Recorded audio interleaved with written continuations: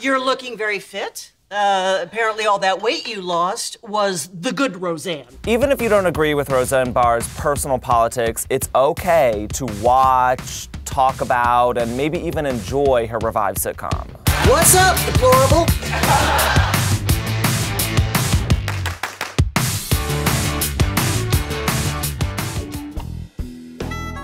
Watching this 10th season, I think the biggest conflict is the ability to separate Roseanne, the artist, from Roseanne, the character. A lot of people are struggling with that, feeling that endorsing this show gives her a platform to peddle the conspiracy theories that she's been promoting on Twitter, and I understand that struggle. Dad, will you tell her how stupid she's being?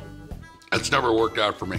You know, truthfully, and I say this as someone who is a long-time disciple of the show, whatever Roseanne Barr does in real life does cloud Roseanne the show. But I do think there's a little something deeper going on. Why don't you get that fixed with the new health care all you suckers got promised? It works good enough to kick your ass, snowflake. This show is the most watched comedy premiere in 4 years, and it seems like our country is using it as some sort of petri dish for the larger political issues that are going on right now. Liberal audiences are super accustomed to seeing themselves represented in mainstream popular culture, and the idea that we would vary from that and show a Trump-supporting family, it sort of feels like going to Thanksgiving with your loudmouthed uncle who won't shut up about politics. Have you looked at the news? Because now things are worse. Not on the real news. But Roseanne treats its title character like All in the Family did Archie Bunker so many years ago. She's loud, she's one note. She voted for Trump because he, quote unquote, Talked about jobs, Jackie. There's something vital about seeing that mythology play out in prime time, even if it breaks from the socially progressive entertainment that we prefer to invite into our living rooms. And anyway, the show is not exclusively about Roseanne Barr. It's not even really about Roseanne Connor. It's always been about a low-income family from small-town Illinois. I didn't think it was that big of a deal, Darlene. You wanted a knife at that age, I gave you one. That was to defend myself at home. This particular season, it's largely about Darlene Connor. Darlene is played by Sarah Gilbert, who has been a longtime liberal voice on The Talk.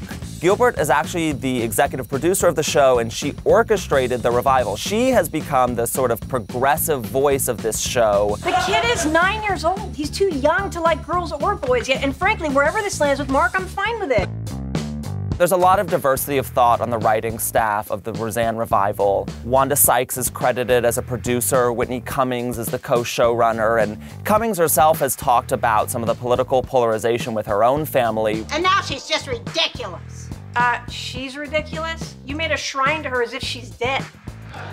And this is true for so many Americans right now. About 40% of people with a family member who voted for a different candidate say political views have become a problem in the family. Hey everybody, this is the first dinner together we've had as a family in a long time. Let's try to survive it. Roseanne Connor sits in a divided family in a divided America, just trying to get by. In the first few episodes, she's dealing with health insurance woes. I got half the drugs for twice the price. Job loss. I thought I'd be a huge success by now. And poverty. Apparently it's cool to look poor now. I missed all the shows about Black and Asian families. They're just like us. There have been some concerns about the way the show is going to handle race. The show has obviously faced some blind spots. DJ has a mixed-race daughter, and the show has treated this character as a peripheral entity in the family. We've seen barely any storylines involving this daughter. There needs to be an honest conversation about this character if she's going to be introduced. I'm not afraid of you. Give it time. In the same way that a lot of families feel like they need to avoid political conversations right now, it seems like a lot of people are hesitant to embrace the 10th season of Roseanne, but there's a national cultural conversation bubbling behind it. And I think that we need to pay attention to that. Trump is in the White House, and the struggles that the Connors are going through are very, very real. Well, the important thing is that you voted. A lot of our cultural conversations are going to gravitate toward the things that it addresses, and we should be able to critique the show and celebrate it in real time as that conversation unfolds.